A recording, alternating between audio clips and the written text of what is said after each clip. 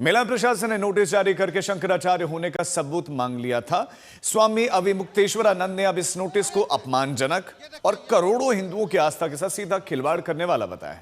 एक पेज के नोटिस का जवाब उनके वकील ने 8 पन्नों में दिया है। स्वामी अविमुक्तेश्वरानंद का आरोप है कि 18 जनवरी को मेला प्रशासन ने उन्हें गंगा स्नान करने से रोक दिया था, उनके साथ अभद्रता की थी, उनके शिष्यों के साथ मारपीट की गई थी और फिर एक नोटिस सार्वजनिक करके उनकी छवि खराब करने की कोशिश की गई। स्वामी अविमुक्तेश्वरानंद के ज्योतिषपीठ शंकराचार्य होने का विवाद अब सुप्रीम कोर्ट में है। अविमुक्तेश्वरानंद का दावा है कि उनके शंकराचार्य पद को अदालत में चुनौती दी गई है। कानूनी मसले की गलत व्याख्या लगातार की जा रही है। बात यह है कि हम अगर शंकराचार्य नहीं है तो इसका निर्णय कौन करेगा? सोशल मीडिया चलाने वाला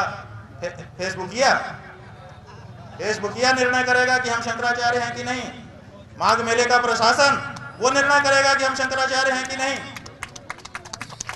फकत मुरली बजाने से कन्हैया हो नहीं सकते, जिसे राधा कहे मोहन वही घनश्याम होता है। सुनो, शंकराचार्य वो है जिसको बाकी 3 पीठ के शंकराचार्य कहें कि शंकराचार्य है। तो बाकी 3 पीठ में से 2 पीठ के शंकराचार्य हमको शंकराचार्य कहते हैं। पिछले माघ मेले में हमको साथ लेकर के स्नान कर चुके हैं। जब स्वयं श्रृंगेरी के शंकराचार्य जी, द्वारका के शंकराचार्य जी हमको कह रहे हैं कि हम शंकराचार्य हैं, हमको साथ में लेकर स्नान कर रहे हैं, तो अब किस प्रमाण की आपको जरूरत है? ये प्रशासन तय करेगा कि हम शंकराचार्य हैं कि नहीं है। उत्तर प्रदेश का मुख्यमंत्री तय करेगा कि भारत का राष्ट्रपति तय करेगा? भारत के राष्ट्रपति को भी अधिकार नहीं है कि वो तय करे कि कौन शंकराचार्य है। शंकराचार्य का निर्णय शंकराचार्य करते हैं।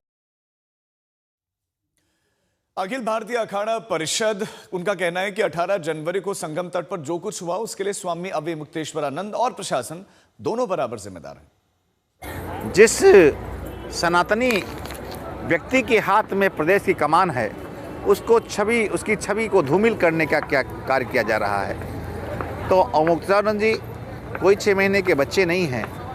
ये पूरा देश जानता है कि ज्योतिषपीठ विवादित है। तो चूंकि उस नाम से बोर्ड लगाना या किसी प्रकार से मेला प्रशासन के कार्य को बाधित करना ये उचित नहीं है। अविमुक्तेश्वरानंद जी बहुत ही अच्छे संत हैं, बहुत अच्छे गुरु के लाल हैं, इसमें कोई दो राय नहीं है। वो हमेशा सनातन की बात उठाते हैं और ख़ास करके हम उनसे एक बात से प्रभावित रहते हैं कि जो गौ माता के लिए कार्य करते हैं, गौ माता की बात करते हैं, लेकिन मर्यादा में हम भी रहें, मर्यादा में प्रशासन भी रहे तो फिर अच्छा है।